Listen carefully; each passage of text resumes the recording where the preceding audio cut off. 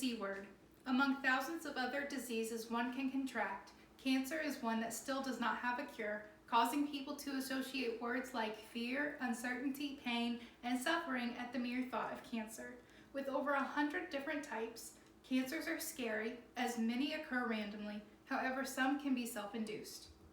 For instance, breast cancers can be caused by smoking or exposure to carcinogens present in one's environment. In some cases, this type of cancer can occur in people who have not been predisposed to any carcinogen nor smoke. Why, you ask?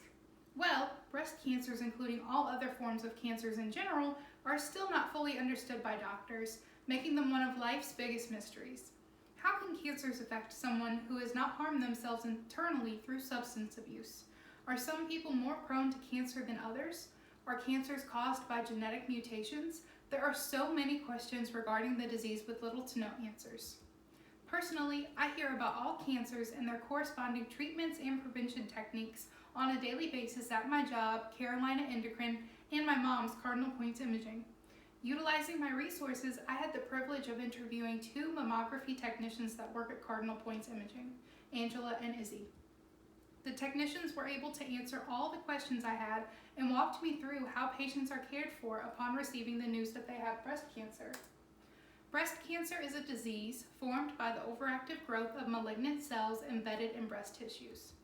Today, I will be discussing how breast cancer is defined, ways to detect it, types of breast cancers, and the various stages associated with the cancer. It is a known fact that 1 out of 8 women will be diagnosed with breast cancer. According to the CDC, the breast is made up of 3 main parts: lobules, ducts, and connective tissue. The lobules are the glands that produce milk. The ducts are the tubes that carry the milk to the nipple. The connective tissue, which consists of fibrous and fatty tissue, surrounds and holds everything together. Usually, breast cancers form in the ducts or lobules of the breast and have the potential to spread to other areas of the body through blood and lymph vessels. When the malignant cells spread in this way, the cancer has metastasized, meaning it has become deadly and very hard to treat. What are some other ways breast cancer spreads? Damaged cells in the breast from a mutated gene replicate and have the capability of growing rapidly. This in turn leads to accelerated cell growth and can form a tumor or tumors. Accelerated cell growth occurs with the help of 3 chemicals: estrogen, progesterone, and the HER2 new gene, which is classified as a growth hormone. Another way breast cancers spread are through a cancer receptor.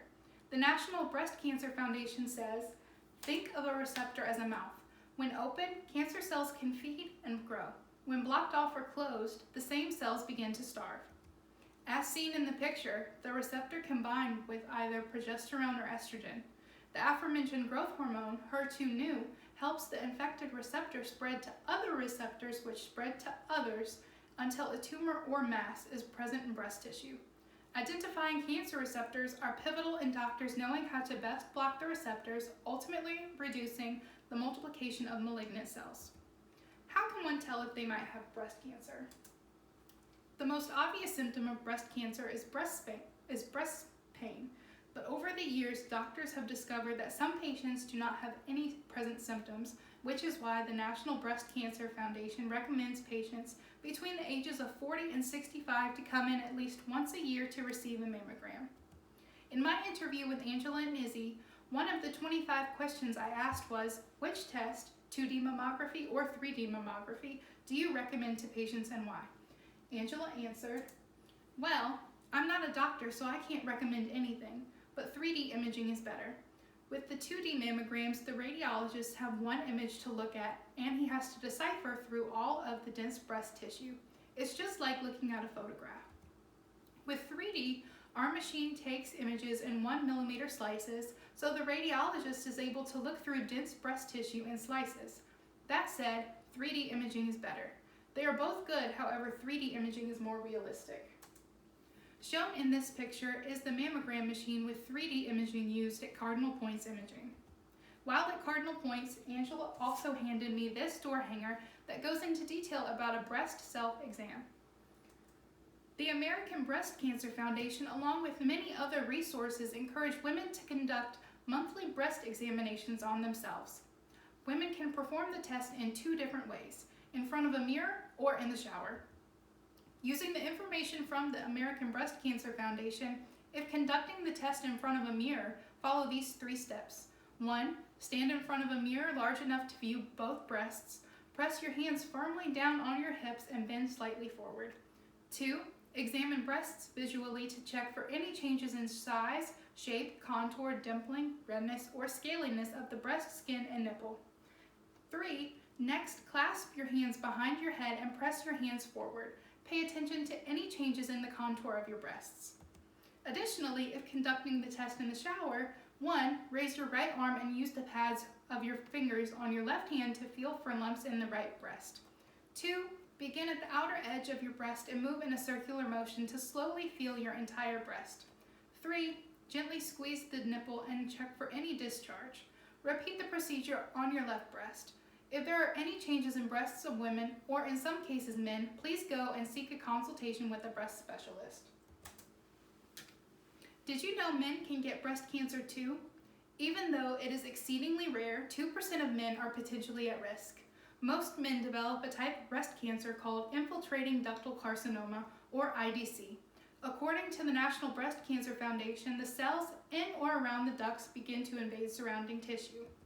Very rarely, a man might be diagnosed with inflammatory breast cancer or Paget disease of the nipple, which is ductal carcinoma in situ, DCIS, contained within the nipple and usually the areola. DCIS is among one of the more popular kinds, as 83% of women diagnosed with breast cancer have it, a statistic from cancer.org.